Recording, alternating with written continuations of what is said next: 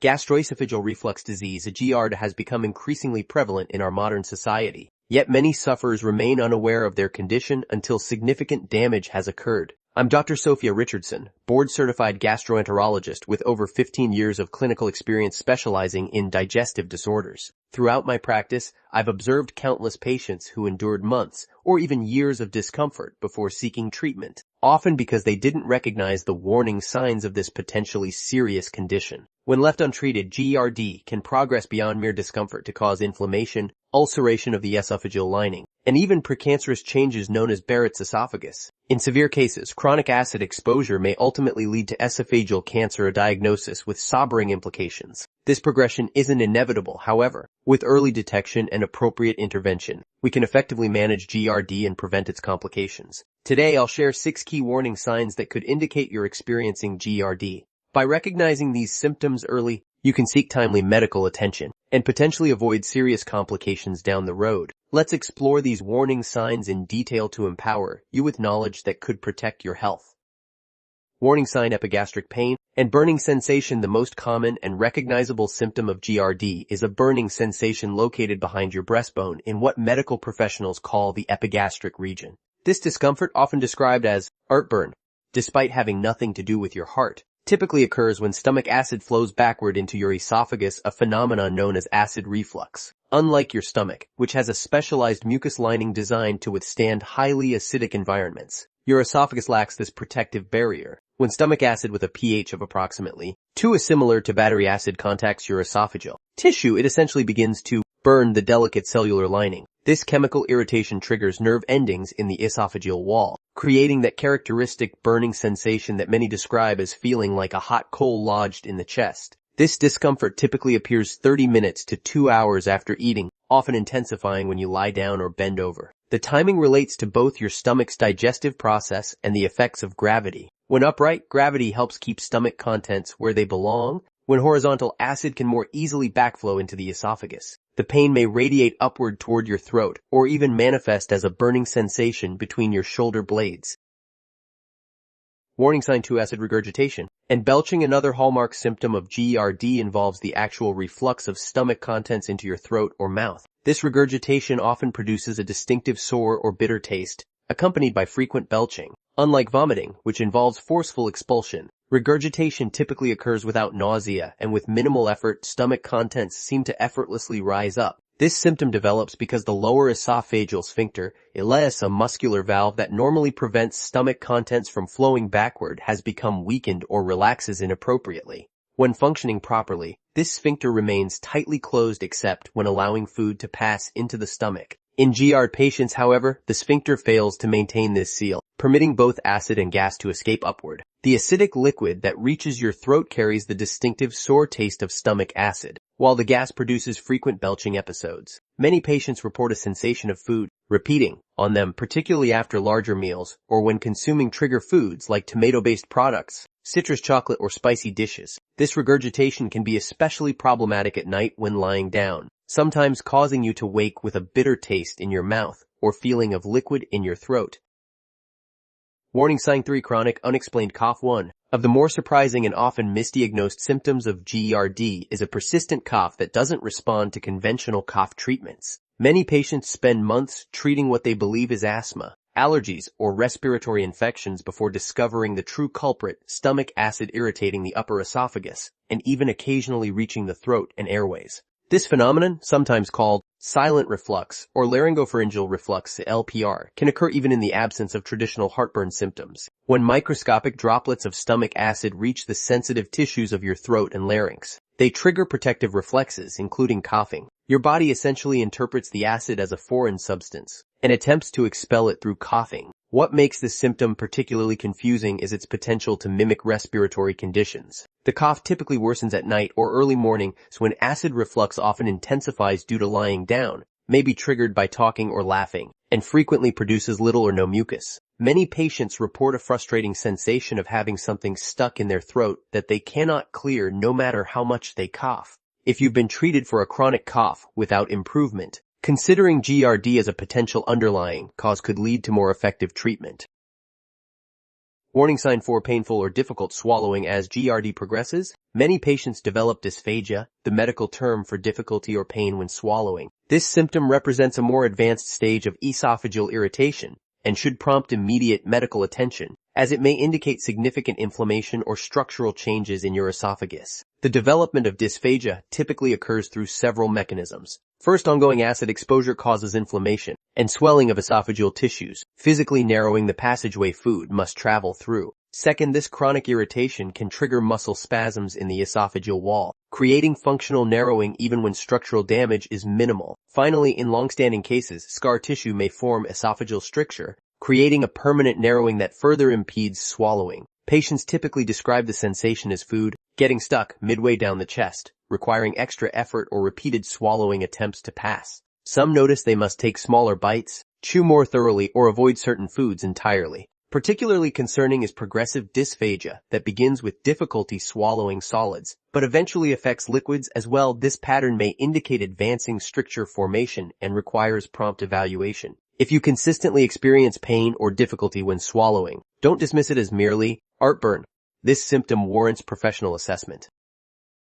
Warning sign 5. Nausea and vomiting. While less commonly associated with typical GERD presentations, persistent nausea and occasional vomiting can indicate significant reflux disease, particularly when conventional explanations like food poisoning or viral illness have been ruled out. These symptoms may develop as your body attempts to reduce stomach pressure or remove irritating contents. The mechanisms behind GERD-related nausea are complex. Direct irritation of the stomach lining gastritis often accompanies GERD and can trigger nausea independently. Additionally, when acid and partially digested food repeatedly backwash into the esophagus, specialized receptors in the esophageal walls detect this abnormal flow direction and may trigger nausea as a protective response. Finally, the inflammatory cascade triggered by chronic acid exposure can release chemical mediators that activate brain centers, controlling nausea perception. Some patients experience heightened nausea in the morning, potentially resulting from nighttime reflux episodes. Others notice nausea primarily after meals, particularly those high in fat,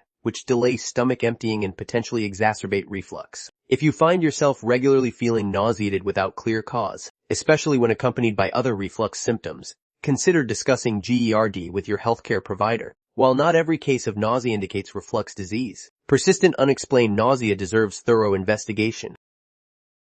Warning sign 6. Bitter taste. In the mouth, the final warning sign we'll discuss is a persistent bitter or sour taste in the mouth, particularly noticeable upon waking or after meals. This symptom directly results from the backflow of digestive fluids into the mouth and throat region. While stomach acid creates a sour taste, the distinctly bitter flavor often indicates that bile, a digestive fluid produced by the liver and stored in the gallbladder, has refluxed along with the acid. This phenomenon, sometimes called bile reflux or duodenogastроesophageal reflux, can be particularly damaging because bile is even more irritating to esophageal tissues than acid alone. Bile reflux frequently coexists with acid reflux but doesn't always respond to the same treatments, making it especially important to identify and address specifically. Patients typically describe this taste as persistent and difficult to eliminate even with brushing, mouthwash, or breath mints. Some notice a yellow discoloration of saliva or a burning sensation on their tongue accompanying the bitter taste. Morning symptoms tend to be most pronounced, as nighttime reflux allows digestive fluids to reach higher levels in the esophagus and throat. If you routinely wake with a bitter taste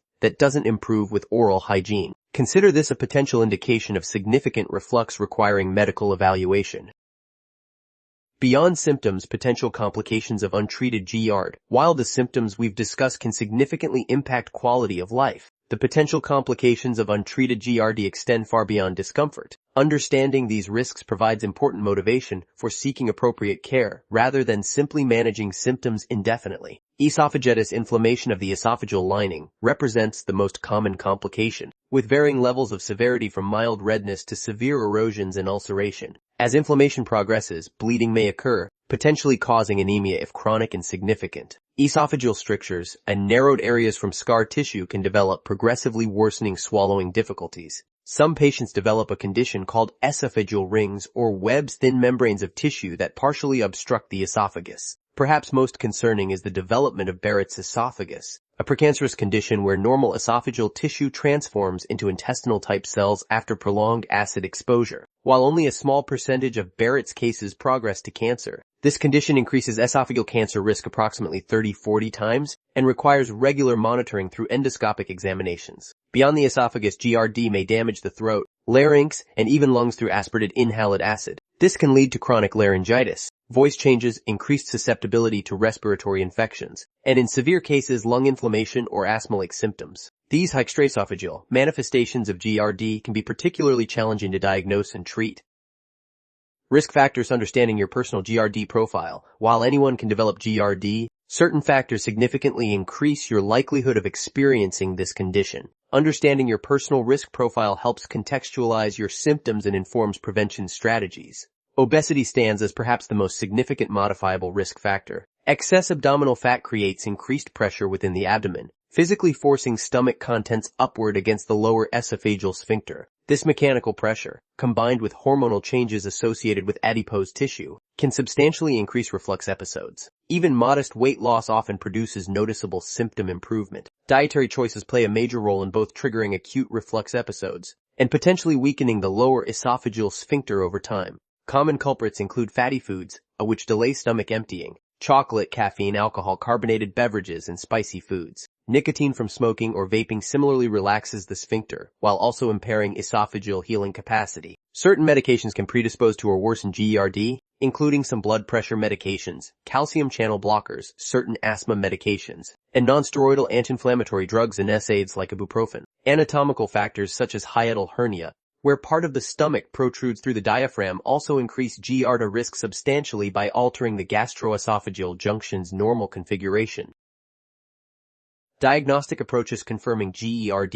If you recognize several warning signs we've discussed, seeking proper diagnosis represents the crucial next step. While GERD diagnosis often begins with symptom evaluation, additional testing helps confirm the diagnosis, assess severity, and identify complications requiring specific treatment. Upper endoscopy, esophagogastroduodenoscopy or EGD, stands as the gold standard diagnostic procedure, allowing direct visualization of the esophagus, stomach, and duodenum. During this procedure, a thin, flexible tube with a camera is passed through your mouth into the digestive tract, enabling your gastroenterologist to identify inflammation, ulceration, strictures, or Barrett's changes. Tissue samples, biopsies, can be collected to evaluate for cellular changes or other conditions that might mimic GERD symptoms. For patients with typical symptoms but normal endoscopy findings, ambulatory pH monitoring provides valuable information by measuring acid exposure in the esophagus over 48 hours. The traditional approach uses a thin catheter passed through the nose into the esophagus, while newer wireless systems can be temporarily attached to the esophageal wall during endoscopy, eliminating the nasal catheter. These studies help determine if symptoms correlate with actual acid reflux events and quantify the severity of acid exposure. Additional specialized tests like esophageal manometry, measuring pressure and muscle function, or barium swallow radiography, X-ray visualization of the esophagus, may be employed in complex cases or when considering surgical interventions. Your gastroenterologist will determine which combination of tests best addresses your specific situation. Treatment approaches: from lifestyle to medical intervention. GERD treatment typically follows a stepwise approach, beginning with lifestyle modifications and progressing to medications or, in select cases, surgical interventions. Most patients achieve significant improvement with non-surgical approaches when appropriately tailored to their specific reflux pattern. Lifestyle modifications form the foundation of GERD management and include dietary adjustments, avoiding trigger foods, weight management for overweight individuals, smoking cessation, and timing changes. See avoiding large meals within 3 hours of bedtime, elevating the head of your bed by 68 inches. Not just using extra pillows effectively reduces nighttime reflux by using gravity to help keep stomach contents where they belong. Medication options begin with antacids, which neutralize stomach acid but provide only temporary relief. H-receptor antagonists like famotidine reduce acid production and offer longer symptom control. Proton pump inhibitors of PIs deliver the most powerful acid suppression by blocking the final step of acid production within the stomach lining, helping heal esophageal inflammation and manage even severe symptoms. Various over-the-counter and prescription formulations exist, with different dosing schedules and potencies, for patients with confirmed bile reflux or those who remain symptomatic despite acid suppression. Medications like sucralfate, which coats and protects the esophageal lining, or prokinetic agents, which improve stomach emptying and sphincter function, may provide additional benefit. Those with sphincter-predominant GERD might benefit from baclofen, which reduces inappropriate sphincter relaxations, though side effects limit its widespread use.